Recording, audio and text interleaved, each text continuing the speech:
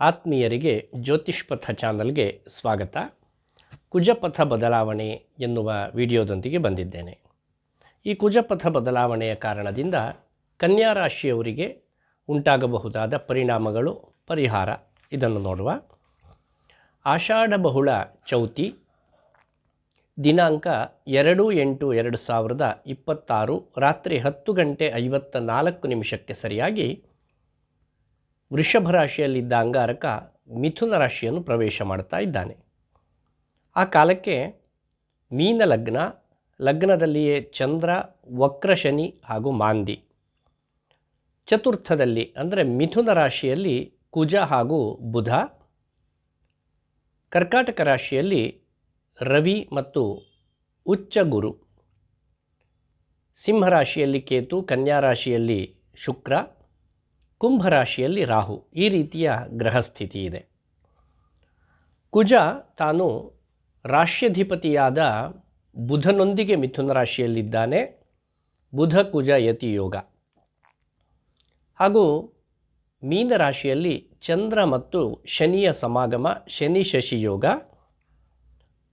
ಶನಿಯ ಕೇಂದ್ರ ಸ್ಥಾನದಲ್ಲಿ ಮಂಗಳನು, ಮಂಗಳನ ಕೇಂದ್ರ ಸ್ಥಾನದಲ್ಲಿ ಶನಿಯು, ಹೀಗಿರುವುದರಿಂದ ಶನಿ ಮಂಗಳ ಕೇಂದ್ರ ಯೋಗ.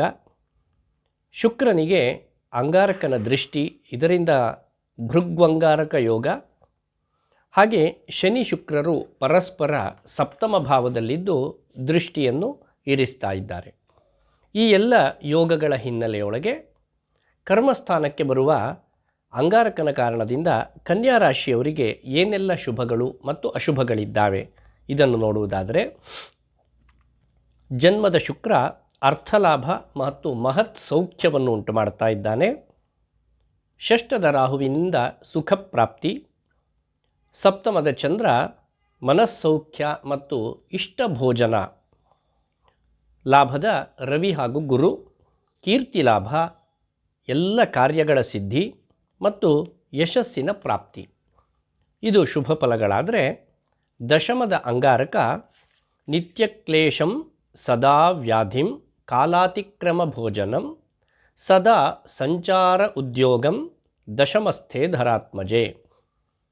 ಯಾವಾಗಲೂ ವಿಪರೀತ ಓಡಾಟ ನಿಮ್ಮನ್ನು ಹೊಂದಿಕೊಂಡಿರುತ್ತೆ.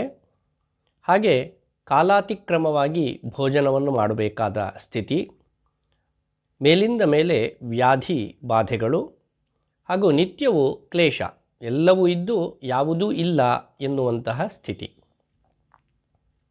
ದಶಮದ ಬುಧನ ಕಾರಣದಿಂದ ಬಂಧು ಜನರಲ್ಲಿ ನಿಷ್ಠೂರ. ಸಪ್ತಮದ ಶನಿ ಹಾಗೂ ಮಾಂದಿ ಇವರ ಕಾರಣದಿಂದ ದಾಂಪತ್ಯ ಕಲಹ ಮತ್ತು ದಾಂಪತ್ಯ ಸುಖದಲ್ಲಿ ವಿರಹ.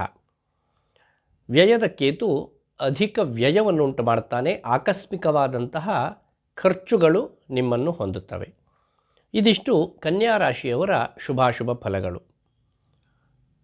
ಏಕಾದಶ ಸ್ಥಾನದ ಗುರುವಿನ ಕಾರಣದಿಂದ ಕನ್ಯಾ ರಾಶಿಯವರು ಈ ವರ್ಷ ಪೂರ್ತಿಯಾಗಿ ಶುಭ ಫಲವನ್ನೇ ಕಾಣುತ್ತೀರಿ.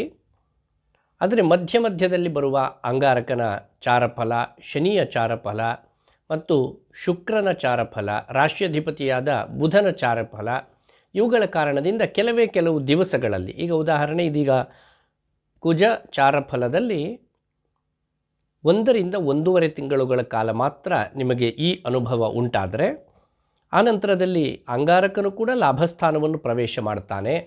ಆವಾಗ ಹೆಚ್ಚಿನ ಸುಖವನ್ನು ನೀವು ಕಾಣ್ತೀರಿ. ಹಾಗಾಗಿ ಕನ್ಯಾ ರಾಶಿಯವರು ಅಧೈರ್ಯಕ್ಕೆ ಒಳಗಾಗಬೇಕಾಗಿಲ್ಲ.